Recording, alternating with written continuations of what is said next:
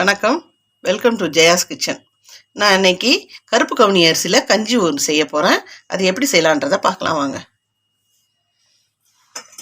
கருப்பு கவுனி அரிசி இப்படி தான் இருக்கும். ஏற்கனவே ஒரு கருப்பு கவுனி அரிசி கஞ்சி போட்டிருக்கேன். அது தயிர் ஊற்றி செய்யறது. இப்போது வெஜிடபிள்ஸ் செய்யலான் இருக்கேன். அது எப்படி செய்யலான்னு பார்க்கலாம். இந்த அரிசியை இந்த ஒரு ஆழாக்கால் எடுத்து நல்லா கழுவிட்டு ஊற வச்சுக்கணுங்க. நான் கழுவிட்டு ஊற வச்சிட்டேன். 5 மணி நேரம் மேலே ஊறணும். நைட்டே ஊற வச்சிட்டோம்னா காலையில் எடுத்து கஞ்சி செய்துக்கலாம். இதை ஊற வச்சுடுவோம். அரிசி நல்லா ஊறி இருக்குது. நைட்டெல்லாம் ஊறிடுது. நான் நைட்டு ஒரு 11 மணிக்காக ஊற வச்சேன். வெடிஞ்சிடுது இல்லை இன்னைக்கு இதை அரைச்சி எடுத்துக்கணும். இது தண்ணியெல்லாம் கீழே ஊற்றக்கூடாது. இந்த தண்ணியெல்லாம் சத்துங்க, கீழே ஊற்றக்கூடாது. இதை வடிகட்டி எடுத்துக்கலாம்.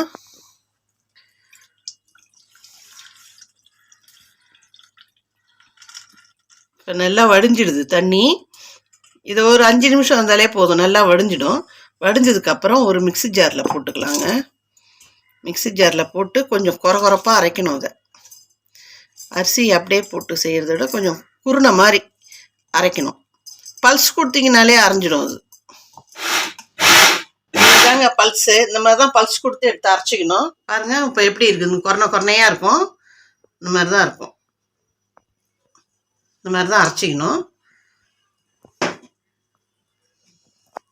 இதை ஒரு குக்கரில் சேர்த்துக்கலாம். இதுக்கு 1 கிளாஸ் அரிசி எடுத்தோம் இல்லையா, இதில் ஒரு 5 கிளாஸுக்கு தண்ணி ஊற்றிடலாம். இந்த வடிகட்டின தண்ணியை அப்படியே சேர்த்துக்கலாம். அதையும் 2 கிளாஸ் ஊற்றிருக்கேன். 3 கிளாஸு, 4, 5. இப்போ இந்த கஞ்சியில் சேர்த்துக்கிறதுக்கு நான் பொடியாக ஒரு வெங்காயம் வெட்டி வச்சுருக்கேன். கொஞ்சமாக பட்டாணி எடுத்திருக்கேன். கொஞ்சம் ஸ்வீட் கார்ன் எடுத்திருக்கேன். கொஞ்சமாக ஒரு 4-5 பீன்ஸு பொடியாக நறுக்கியிருக்கேன். கேரட்டு 1 பொடியாக நறுக்கி வச்சுருக்கேன். இது எல்லாத்தையுமே இதில் சேர்த்துக்கலாம்.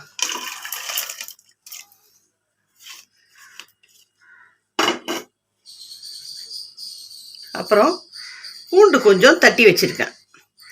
இஞ்சி ஒரு இஞ்சி அளவுக்கு இஞ்சி பொடியாக நறுக்கி வச்சுருக்கேன். ஒரு சின்ன பச்சை மிளகாயை பொடியாக நறுக்கியிருக்கேன். 1/4 டீஸ்பூனு மஞ்சள் பொடி. இது எல்லாத்தையும் சேர்த்துக்கலாம்.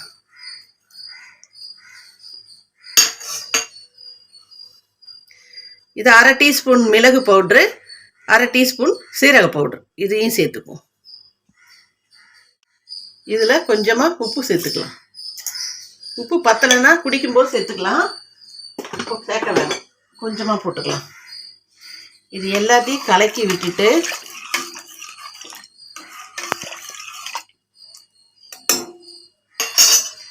குக்கர் மூடி போட்டு மூடிடுவோம். இப்போ தான் அடுப்பை பற்ற வச்சுக்கலாம்.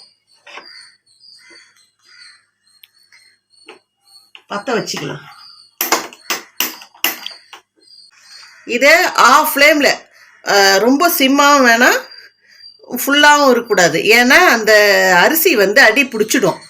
ஒரு மாதிரி குழகுழன்னு அடி பிடிச்சிடும். அதனால் சிம்மாக வச்சு வேக வைக்கணும். விசில் வரட்டும்.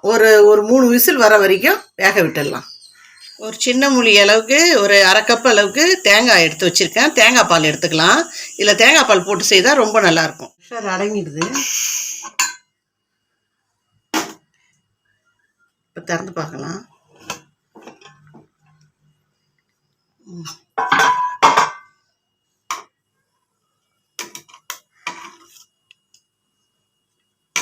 சிம்மில் வச்சு வேக வச்சோம்னா அது அடி பிடிக்காது ஓரளவு.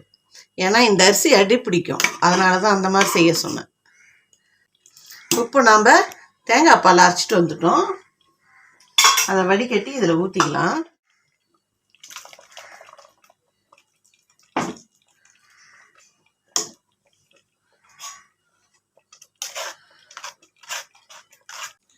இந்த கஞ்சிங்க ரொம்ப ஹெல்த்தி.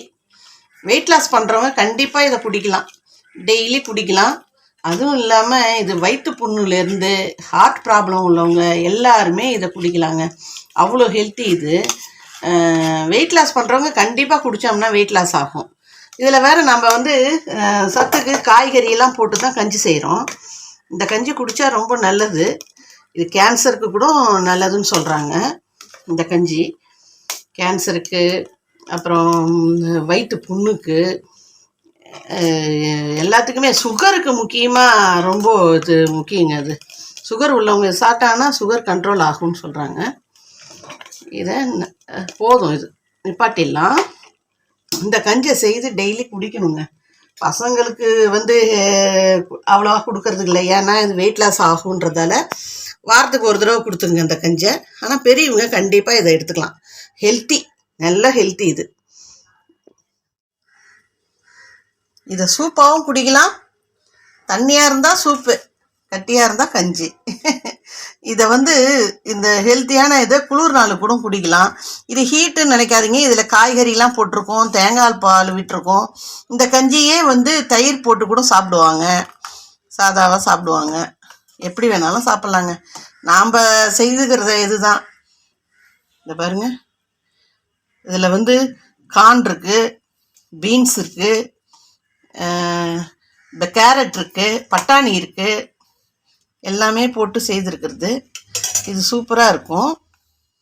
இந்த கஞ்சியை நீங்களும் வீட்டில் செய்து பாருங்கள். செய்து பார்த்துட்டு பிடிச்சிருந்ததுன்னா லைக் பண்ணுங்கள், ஷேர் பண்ணுங்கள், கமெண்ட் பண்ணுங்கள்.